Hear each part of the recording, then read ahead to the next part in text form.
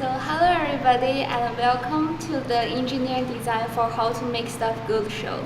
I'm your host Lucy, and this is a show where we invite a guest every week to teach us how to make stuff good. Today we are focusing on the traffic guardrail with an emphasis on how the material is being chosen. And welcome our expert engineer Sandy. Hello everyone, it's super good to be here. I am a fan of the show. I tune into the show every week and I feel very honored to be featured on this week's episode. Guardrails are one of my favorite topics and I'm excited to get into this and share information with everyone. So first of all, what do you think the guardrails do? Like exactly what purpose do they serve? I'm very glad that you asked that question. So guardrails, at first they look like just decorations by the side of a road, but that is not how it is at all. They serve a very important purpose, and that is if a car gets into an accident and it collides into the guardrail actually deforms in a way, and it redirects the car back onto the road instead of having the car just go off the road and face any off-road dangers like large boulders or rock or cliffs or anything like that. And they also divide the road into two, and as well they form a protective barrier for pedestrians against traffic. Okay, I see. So can you tell me something about the functional requirements and also something like restriction? What restriction do they have? So first of all, like mentioned before, its purpose is to absorb the collision impact. So naturally we won't want a material that is very ductile, because if it's too brittle, well then the car would just break through and that would defeat the whole purpose of it. So it needs to be ductile, it needs to be strong in order to withstand the kind of stress that a moving vehicle is putting onto it. It would also need to be relatively easy to repair. If you after an accident, you need to repair it, you just need to take out that section and replace it with another section without having to replace the whole, kilometers worth of rail that you have. Since we need a lot of it along the road, we would want it to be very cost efficient. So we want to choose the best design. We would want to choose the high strength for the lowest price possible. And lastly, we would want the rail to have a long service life without having to replace it like every month. And to do that, we would want to have it undergo some surface treatments in order to prevent against corrosion, because it's always exposed to the outside. So can you tell me something about the design aspect?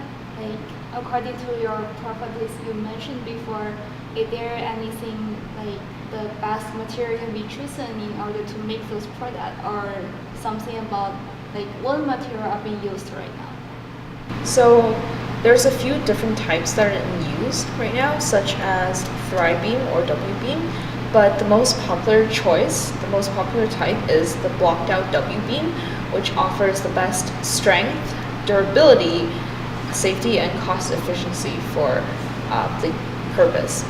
And this type of guardrail comes with steel posts and wood blockouts, or wood posts and wood blockouts. As for the guardrail itself, steel is a very popular choice, and we have some that are galvanized steel, and galvanization is a process that prevents against corrosion, which is something that we will get into later, hopefully. So what about the manufacturing process? Like any details about it to make the product? So first, the sheet metal, the steel, is uncoiled from its roll. It is then rolled and to the appropriate thickness that we need, and it is cut into the appropriate length that we need, and then has holes punched into it for putting the nuts and bolts through.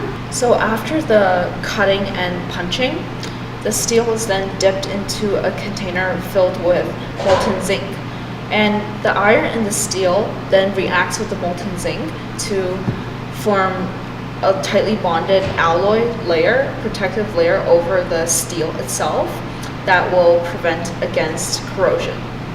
And lastly, it is then inspected for any defects or anything that would cause it to fail early and redone if needed. Can you give me a brief description of your MPIs, like Material Performance Index? Any assumption for developing those things? So first we have to assume that the shaping of the material does not change its density or its elasticity. We also have to assume that the relatively low heat produced by the machine while cutting and punching the steel does not do anything to change its ductility. And lastly, we have to assume that the ends of each section of the rail where they join behaves the same way as the middle section of the rail do in the case of a collision. So are there any issues that might come up? Maybe the MPI that doesn't predict or doesn't take into account? So as mentioned, we assume that the ends of the rails deform the same way as the midsections do. So we don't consider things like nuts and bolts and other attachments to the rails. As well, the MPI doesn't take into account any surface treatments. So if the rail were to be left on its own using the material that we have, eventually exposure to the elements would lead it to corrode. We also don't take into consideration the cost of manufacturing, because right now we're only considering minimizing the cost of the material, using the material itself. And lastly, we are not considering the environmental impact of the material used and the manufacturing processes at this point. So as a result of all of these assumptions and considerations, this here is the equation that we will want to optimize to get the highest strength for the minimum cost. So according to the graph, does the material that's used right now conform the standard set? And do you think there are any ideas on why the material is being currently used? So the current material, which is steel, did make it through the material selection process. Stainless steel, however, did not. So I think that it's not stainless steel that's being used right now in guardrails. Rather, the steels are treated with a surface treatment such as hot dipped galvanization is used to prevent corrosion in those cases.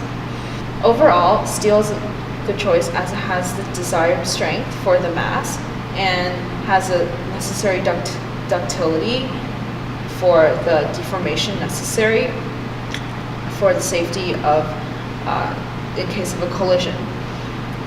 Overall, it fits the safety and manufacturing standards very well and minimizes costs while we're at it. So we know that it wasn't you who designed this product, but if it were you, would you have chosen the same material or you want to make any changes to that? So as we went through the MPI, steel proved to be a very good material.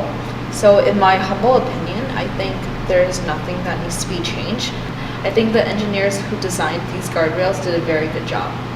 So unfortunately, it looks like this is all the time we have for tonight. Thank you so much for being here and teaching us about all this unique information that I never know before.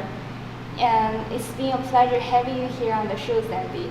It's been a pleasure to be here. I'm a huge fan of the show, and I hope that everyone learned something new today, and I hope I inspire the engineers of future generations.